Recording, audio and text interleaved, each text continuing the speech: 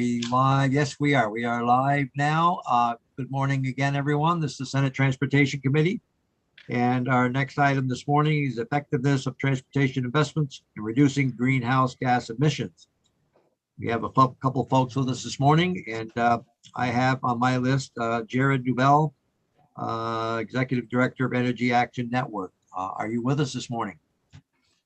I am, Chair Mazza. Thank you. Okay, good morning. Yes, go right ahead. Lead off this morning and tell us what you like. Thank you, Chair Mazza and members of the committee. Very glad to be with you. For the record, my name is Jared Duval.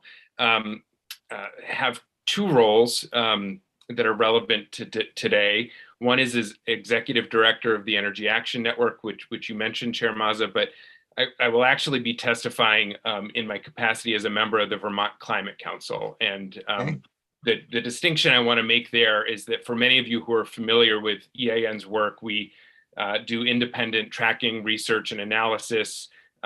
We're a nonpartisan organization that does not do lobbying on any bills or funding requests. However, because I was appointed to the Vermont Climate Council to provide expertise related to energy data and analysis, and was part of crafting alongside Johanna Miller, who is also with us, the Climate Action Plan, that very much does make recommendations related to policy and funding. So when we're talking in those areas, I just want to clarify that I'm speaking in my role as a counselor and not necessarily on behalf of Energy Action Network, the nonprofit, or our network. How many on the council? How many folks on the council? 23. 23 from all different parts of the state. That's how they're made up, or? Yeah, all different parts of the state, many different sectors represented. There are, I believe, there's either 8 or 7 who were represented, who were appointed by the House of Representatives, by the Senate and the Committee on Committees, and then members of the administration in the governor's cabinet. Okay, good. Thank you. So if it's okay, Chairman, I will go ahead and share my screen with some slides that I've prepared. Great. Okay, great. Great. Yeah, we got it. Yep. Perfect. Okay, so again, just to reiterate, these are the roles that I have been playing on the Climate Council for since the fall of 2020. And I know that, and so first I want to focus on the transportation recommendations that were in the Climate Action Plan that was passed by a vote of 19-4 by the Climate Council this past fall. It is a long document. There are many pathways and recommendations with lots of detail, but the high level recommendations in the plan are that in order to both reduce emissions to meet our emissions reduction requirements established by the Global Warming Solutions Act, and also to help save Vermonters money and make this transition equitably, we need to do a number of things. And that is electrify both the light duty fleet, where most of our fossil fuel use is, but also over time, and it will be longer because the technology is not as advanced there, eventually electrify the heavy duty fleet. At the same time, lower the carbon intensity of fuels and fuel switch those, especially those vehicles and transportation uses that are more difficult to electrify. We focus on increasing vehicle efficiency. We can think about this in two ways. It's both improving the efficiency. Electric motors are just inherently better technology. There's less energy waste. Internal combustion is a very wasteful process that does not fully utilize energy, and electric motors are just by themselves much more efficient. But then there is also improving the efficiency of the remaining vehicle fleet that is still internal combustion in terms of improving miles per gallon. There is a focus on reducing vehicle miles traveled, especially through kind of non-vehicle alternative or non-single occupancy vehicle alternatives. This includes transit, on-demand microtransit, things that you all have been focusing on in this committee, in addition to things like walking and biking and kind of infrastructure improvements along there. And then to end, the kind of important area of administration, coordination, and implementation of transportation programs, plans, and policies. So that's high level. I'm happy to follow up and share a link. I'm sure you've already received it to the full climate action plan that has more detail on these recommended pathways. But for purposes of today's testimony, I want to focus on the question that is teed up on the schedule, which is the cost effectiveness of a lot of these measures, especially in comparison to each other. So what I'm sharing now is analysis that's a couple of years old. It needs to be updated. It actually is in the process of being updated by the Vermont Climate Council. But this was a study that the Public Service Department did. And the question is often, when it comes to cost effectiveness, it's how much does it cost or even save to reduce a ton of greenhouse gas emissions? And so this study was conducted a couple of years ago. If you're interested in more about it, TJ Poor at the Public Service Department or Philip Peacott would be great to testify on this. But what they found is that, they looked across a whole range of measures that we are aware of that can reduce greenhouse gas emissions. And it looked not just at the cost for the customer, but the cost for the state, the so-called resource cost. And what they found is that there are a number of measures that already, far from having a cost of reducing, have what they call the negative cost, what I would call in more plain language is a saving. So all of those numbers in red, we actually get emissions reduction while saving Vermonters and Vermont society as a whole money. And I want you to note that even a few years ago, when we didn't have as many options and when the efficiency wasn't as good as it is now, and when gas prices were a lot lower than they were now, it was already the case that we achieved not just carbon savings, but also dollar savings by moving to all electric vehicles and plug-in hybrid electric vehicles, PHEVs and AEVs. So I'm going to move from there to say that there was also a report that was released last year by the Union of Concerned Scientists. And one of the great things about this report, well, there's two things. A personal aside, this cover is a stock photo that is used so often to represent Vermont. Actually, in the lower left there, you will see my father. He has now passed away, but that is the house that my father lived in Waits River Village in Topsom for 10 years. So I was particularly pleased to see their cover image. But what more importantly, beautiful picture. Yes, it's one of Vermont's great scenes. I guess so. Wow. So, but what this report did is that it looked specifically at Vermont among three other states to, especially, because our settlement pattern is more dispersed, we're a more rural state than a lot of places, and we have higher vehicle miles traveled than other places. So this report wanted to understand what are the potential savings specific to rural Vermont drivers. And what they found is that when you combine the fuel and the maintenance cost savings of driving an electric vehicle versus a fossil fuel vehicle, the average savings are over $1,500 a year.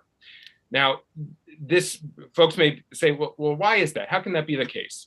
One of the big reasons is that as we're seeing right now, the costs of fossil fuels, gasoline and diesel, are highly price volatile and are generally high cost. If this graph was updated today, this blue and orange line would be up around here, over $4 a gallon, as I'm sure folks who are following the price at the pump know.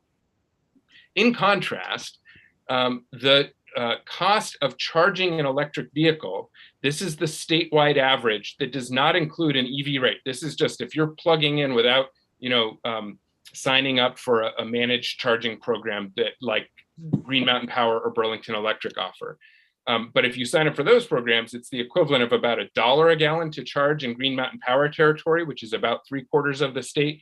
And in some utilities, it's even lower. For Burlington Electric Department, the equivalent cost to charge an electric vehicle is only about 60 cents a gallon. So when you're talking about how do you get such large savings for Vermont consumers by switching away from gas vehicles to electric vehicles, it's because of this big gap between the cost of fuel. There's also significant maintenance savings, and that can significantly add up, especially in a time of high gas prices. So these are some figures that I've pulled. One of, as I'm sure as all of you know, one of the great resources that the Agency of Transportation provides is the Vermont Transportation Energy Profile. And I want to hone in on a couple of key figures here towards the end. because I think it's really important that we pause and think about what do these fuel cost prices mean to Vermonters. So the average Vermont vehicle per year, consumes a little over 550 gallons of gasoline. This is normalized for gasoline because that's the primary fuel that's used. Of course, diesel is used some as well.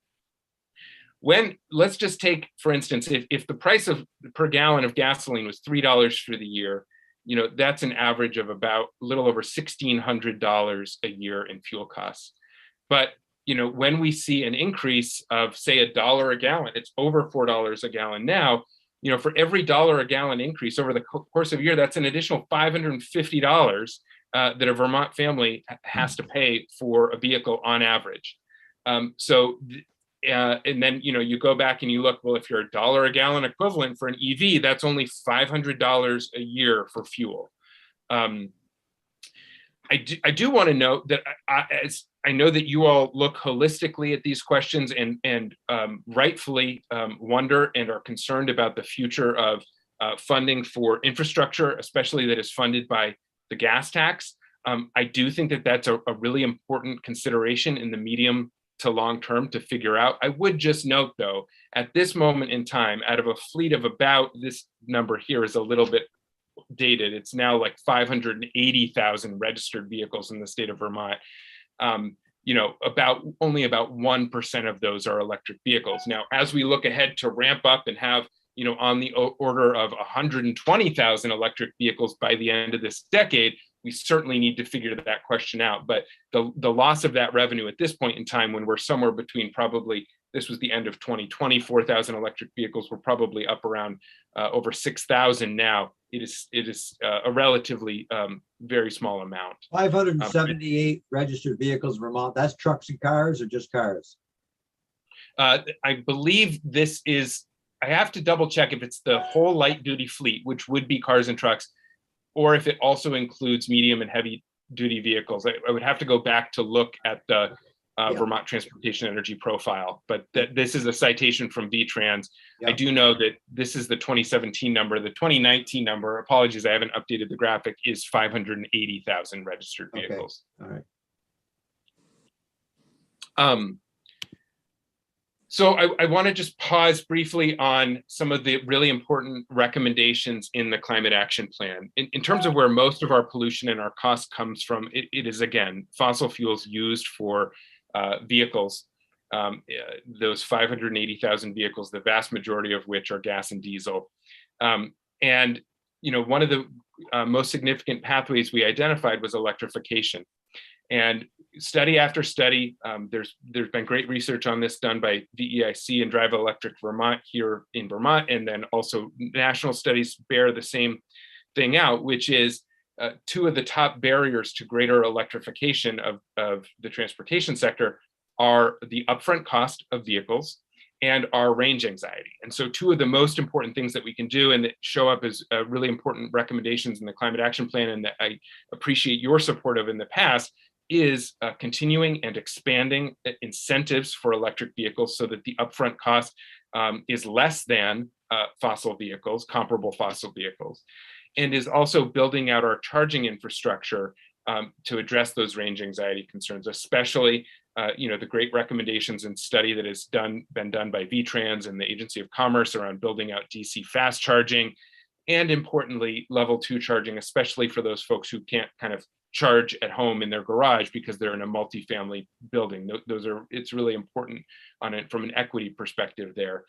And also those incentives are important from an equity perspective, right? To make sure that our lower and middle income neighbors can access more efficient vehicles that save them money through programs like Replace Your Ride and Mileage Smart, which you helped start and are now ready to expand, and that those are some of the recommendations that the council made that they do expand.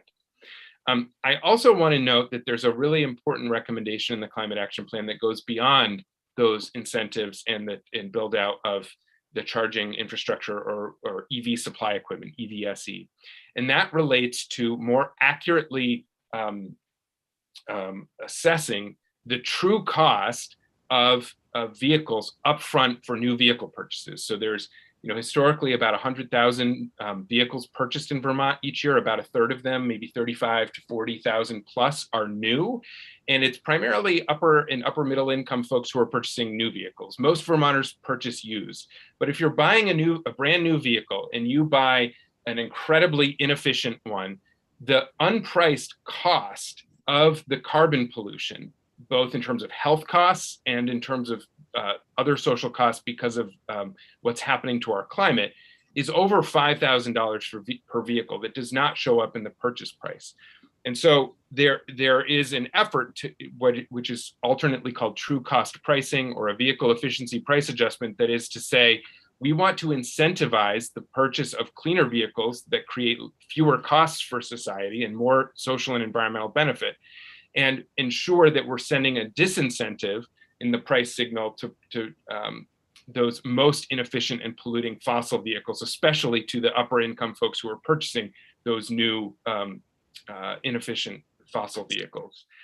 So that's an important recommendation that is in the Climate Action Plan, to establish a vehicle efficiency price adjustment. And I hope you will take that up and advance that, speaking as a member of the council. Senator Bosler. Yeah, go ahead. Yeah. Does disincentive, in your words, does that mean punish people who can't afford to? They can only afford to buy what they can afford to buy. Can you elaborate on what disincentive means? Well, so what I mean there is that we reflect the true cost to society of purchases, and so. So the way that a vehicle efficiency price adjustment would work is that it would be totally revenue neutral. So the first thing is that the recommendation, at least in the Climate Action Plan, is that it would only apply to new vehicles. So if I'm hearing you correctly, Senator Ingalls, that your concern, as is mine, is lower and middle income Vermonters. Most lower and middle income Vermonters are not purchasing brand new vehicles. And the other thing is that the incentives would be applied to make the cost of cleaner vehicles that reduce the cost of ownership, that protect consumers from the exposure to the price volatility and high cost of gasoline by being in more efficient vehicles. It actually makes those vehicles more affordable for Vermonters to buy. So I don't think the punish language is appropriate. I think it's accurately capturing the true cost to society in terms of health costs and pollution of continuing to use inefficient fossil fueled vehicles that are dependent on a global commodity that's coming from places like Russia and Russia and Saudi Arabia, that are antithetical to our values and that are undermining democracy. Well, how will you disincentivize somebody who's 10 miles from a store and they can only buy with what they want? I'm very curious about that. I want to know how you're going to disincentivize somebody who's buying what they can only afford. I want to know what that looks like. Well, I think the way a vehicle efficiency price adjustment would work is that you're actually incentivizing folks to buy something that's more affordable, both upfront and over the long term, in terms of the cost of fuel and maintenance. So where's the money come from? That somebody can buy a $10,000 vehicle, and electric vehicles run $30,000 to $40,000 to $50,000 to $60,000.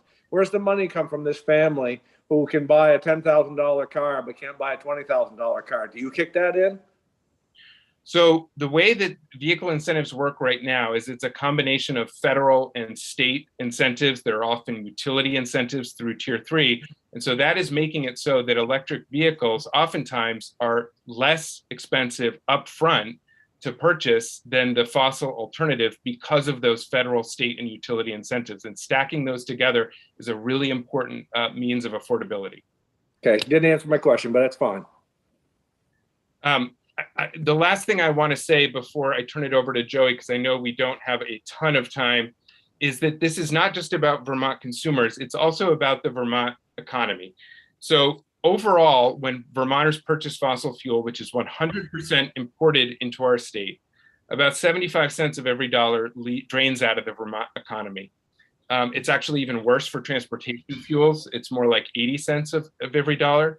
In contrast, when we are investing in transportation efficiency through transit, through vehicle electrification, much more of those dollars, energy dollars, stay local and recirculate here, creating, strengthening the Vermont economy and creating jobs for Vermonters. So I have this slide. I think Joey will speak to it. So I'll just leave it up for a second, but I want to make sure that she has time, recognizing that I've run a little bit long. All right. Okay. Next. Who's next? I'm next, looking for the Okay. mute button. Can you hear me?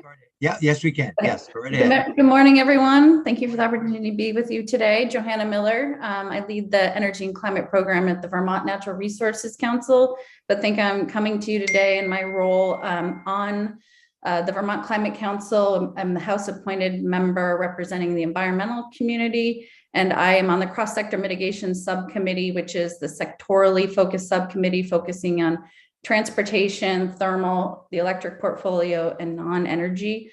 I have been co-leading the transportation task group with Gina Campoli, who may be a familiar face and name to many of you from many years of good work at VTrans.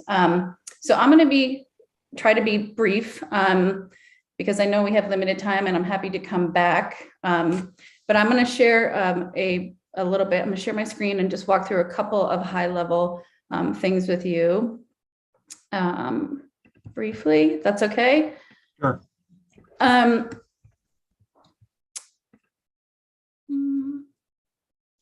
Okay, so I wanted to focus my attention around sort of the effectiveness of transportation investments in reducing greenhouse gas emissions, as you heard from Jared.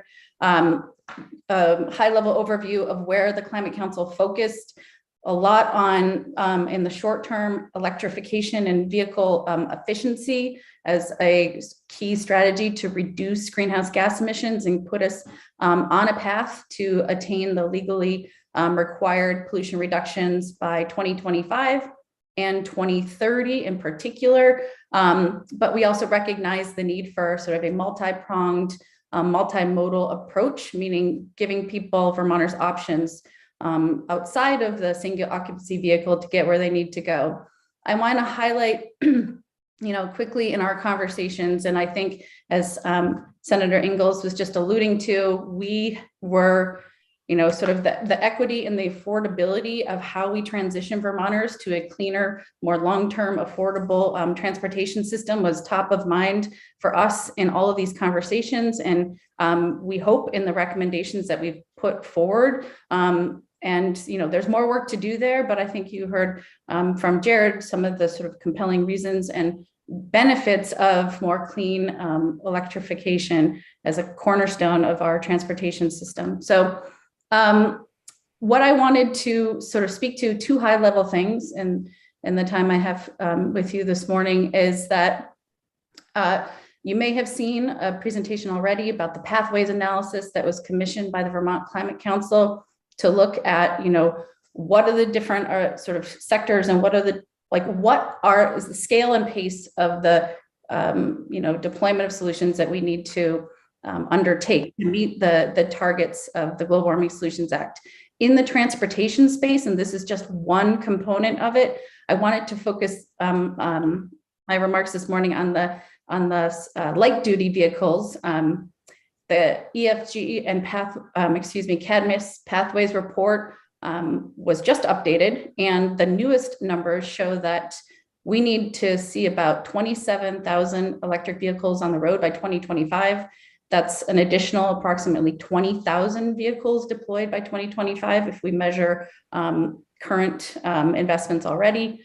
And then in another 126,000 vehicles deployed by 2030. So we essentially need to quadruple between 2025 and 2030, getting more clean, efficient, affordable electric vehicles on the road. So in terms of the question related to, where we need to be focusing and investing, again, vehicle electrification is a really critical short-term strategy. And for us, that really means, and I hope, and I believe your colleagues in the House are really considering this in this moment, and you will surely be doing so as well, is really maximizing and looking to use the American Rescue Plan Act dollars and any potential infrastructure dollars to leverage our investments in clean electrification out of the gate. I wanted to just give you a brief overview. With the governor's proposed commitment to vehicle electrification on the electric vehicle incentive programs, he's proposing a $12 million investment, which is a great and a strong and an unprecedented investment. And that is incredibly important. If those dollars are expended over the course of, let's just say, the ARPA timeline, which is, as you know, has to be obligated by the 2024 and spent by 2026. If we stretch those dollars out over that time frame, actually by 2025, let's say, for example, which is when the climate action plan has to, our first target is, we'll get about 20% of the way there. So I guess I wanted to just share with you that an annual incremental significant investment is going to be required, and ultimately more along the scale of, $12 million annually to get ultimately where we need to go to deliver on the climate action plan. Again, to what we need to do to invest, to where we need to go in our most carbon polluting sector. As you know, 40% of the climate pollution in the state of Vermont and rural Vermont comes from our transportation system. So moving Vermonters as one strategy into cleaner light duty electric vehicles and cleaner vehicles. And point for sort of cleaner vehicles, I just want to underscore and thank you all for the work that you've done supporting programs like Mileage Smart and Replace Your Ride. These are great programs. The Climate Council also recommended, because of the importance of helping lower income Vermonters and more rural Vermonters get into more fuel efficient vehicles, those are really critical programs. But I guess I just want to leave you with, and I can send some numbers more specifically about this, that the scale and pace of commitment is going to, is very significant. And the last slide I wanted to just leave you with is that, as you may know, just days before we adopted the initial climate action plan in December, the Transportation and Climate Initiative, which was the cornerstone sort of prong of the transportation work in the Climate Council, because of its ability to help ensure certain stepped reductions in greenhouse gas emissions, as well as the revenues that it would raise, was a really important part of our plan to ensure that we made progress. That program sort of fell apart right before the plan was adopted. It remains on hold. We currently have no sort of tool in our toolbox or regulatory or policy approach like we have in the electric sector that requires and makes reduction progress. Hopefully soon we will have something in the thermal sector as you all are looking at the clean heat standard, which again, in a stepped, strategic and equitable way, will begin to ratchet down the fossil fuels that we use and combust here in Vermont that are contributing to climate pollution and keeping us connected to and tethered to, as we know, a very volatile international oil and gas market. So we need something analogous in the transportation space that we currently do not have.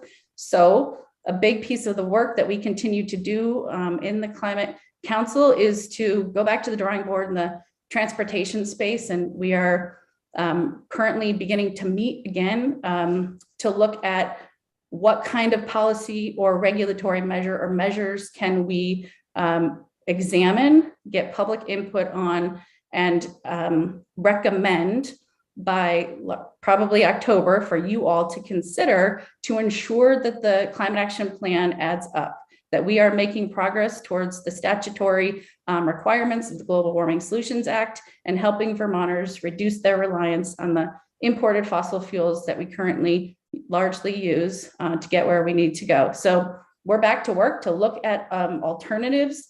A few of the things that are currently on our agenda are looking at something like a clean transportation standard, which is a little bit analogous to renewable energy standard, and the clean heat standard, as I noted, currently consider in the thermal space, or the Western Climate Initiative, which is a cap and invest program that our neighbors to the north in Quebec and California have participated in. Those are a couple of the options that we are currently looking at. Also looking to continue to keep our finger on the pulse of the Transportation and Climate Initiative, that if that is reconsidered, because Vermont is not alone in the requirements that we have to make progress on climate. Other states are in similar situations, and sort of policy and regulatory tools that begin to transform our states and our nation into a more clean 21st century clean energy economy are going to be really pivotal. So we are back to work, and it is highly likely that whatever recommendation that we come up with will require the consideration and the thought and the action by the legislature next session or beyond. So we're back at work, and there's a lot to do. And we very much look forward to staying connected with you all as this work continues. We may have you back, but that's all the time we have this morning. I'm sure not the end of this discussion. Thank you very much. Appreciate the update. And, thank you. Okay. Thank you. Thank you. Okay, we are going to switch now. We have a short update, I hope, from the regional planning commissions. We're running a little behind this morning, so if you could give us a brief overview of, so who's with us this morning? Hi, good morning. I'm Executive Director, Wyndham Regional Commission, and Adam Luigi, Executive Director, Addison County Regional Planning Commission. Right. We both serve on the VAPTA Transportation Committee, and I think we can find your time for you. Sure. So appreciate the opportunity to be here. Thank you. Yeah, we were asked to basically just kind of come and just raise any issues that we had, concerns, observations. Want to give you just a quick reminder about what we do in the transportation realm. So beginning in the early 90s, the Transportation Planning Initiative was the means by which VTrans works to fulfill its federal obligations to consult with local government on transportation planning. And it does that by contracting with 10 of the state's regional planning commissions. The Chittenden County Metropolitan Planning Organization stands on its own. It has its own line of funding and responsibilities, but we still all collaborate closely together on tasks. And what we contract with the agency to do is develop and implement regional transportation plans, share expertise that local governments may not already have, assist planning commissions with the development of transportation elements in their plans, as well as planning for special transportation projects, help municipalities make the connection between transportation, economic and community development, land use, and overall quality of life, engage municipalities in the state's project prioritization process, which is a major function of each of the regional planning commission's transportation advisory committees, as well as major projects on the state transportation network, perform tasks such as culvert and bridge, sign and road erosion inventories, traffic studies, including vehicle and speed counts and bicycle and pedestrian counts. And I have to note, before I've been at the regional commission now for about going on 12 years, and I never saw a town so excited about things like bridge, culvert, and sign inventories. They're incredible. It's a big, it may not seem like much, but it's a simple thing that takes a chunk of time, but that they really appreciate. Assist with technical training, including convening of regions road foremen. Our role in helping local governments understand and comply with the municipal roads general permit requirements has been particularly substantial. Help with transit planning, including elderly and disabled service, and public outreach related to service and route planning. Assistance with municipal reports to VTrans, including complete streets actions. Generally helping municipalities use VTrans programs, including assistance with grant applications. Communicating back to VTrans and other agencies about what's working and what's not at the local level. Connecting local government to VTrans staff, including those in the district. And while not a TPI funded role, we serve as a local liaison between the local governments and the state during disasters, which are often flood events that damage local transportation infrastructure. And then we help municipalities with limited project management capacity. That is not covered under TPI, but it's increased, but because of the complexity of projects and the regulations that govern projects, especially when federal funds are used, oftentimes they will contract with RPCs to serve as a municipal project manager. We have a strong collaborative relationship with VTrans and often hold up our annual agreement with the agency as a model for other agencies to follow. I've provided to you, just when you get a chance, the guidance that we developed over the past year for our TPI program. beyond the reports that you guys get on an annual basis about what's been accomplished. I think if you just look at that guidance about what all we're expected to do is quite informative. But the great thing about the agreements that we have with VTrans is because each region is different, we have the flexibility to perform the work in ways that work best for our respective commissions and the towns that we serve. And that's one of the beautiful things about this relationship that's been empowered by the legislature and that's grown between the RPCs and VTrans. And then the agency has a history of reaching out to us to develop initiatives in which they'd like us or the municipalities to have a part. And this early and frequent engagement results in successful outcomes statewide. So the relationship there is, I wish we had that with more agencies. They'll reach out, VTrans will reach out to RPCs to seek input on legislative proposals, again, to help them be more effective on the ground. An issue of concern, these are the issues of concern, that RPCs have identified is the extensive amount of time that it can take to develop and build bicycle and pedestrian projects when federal funding is used. It can take years, many, many years. And I said, I incorrectly stated in my testimony, architectural and historic review. I meant archaeological and historic review. Take a considerable percentage of project budgets and take a considerable amount of time to execute, especially when federal dollars are used. And so while we are fully supportive of the needs and outcomes of the archaeological and historical review and understand why it's done, we would encourage the state to examine this process elsewhere in the country to determine if there are efficiencies and time and cost savings to be had. And the regional commissions would be happy to assist in the effort by reaching out to our professional network, which is the National Association of Development Organizations. A second issue of concern is the unsustainability of public transit funding. The current structure relies on the transportation fund and local donations and property taxes. It results in transit services being provided where communities are able and willing to pay for services via local match, not where necessarily where services are most needed. And this creates a justice and equity concern. Public transportation is a statewide service that should be funded as such.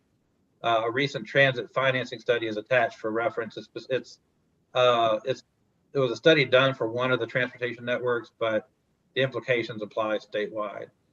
And last but not least, we anticipate the need for RPCs to play a significant role in executing the initial climate action plan. I'll just note that I serve as on the council, the Vermont Climate Council, and I'm working on a transportation task group that Joey also serves on. And then, not only helping the RPCs and towns implement the plan, but also, frankly, just help better engage the public in the future iterations of the climate action plan.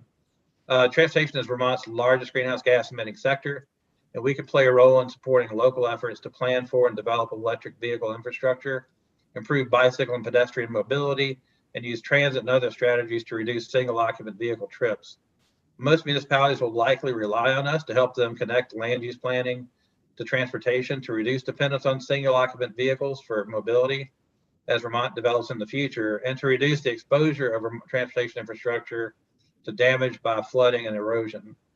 We believe we will also have a role in helping the public to engage in the Climate Council and Climate Action Plan.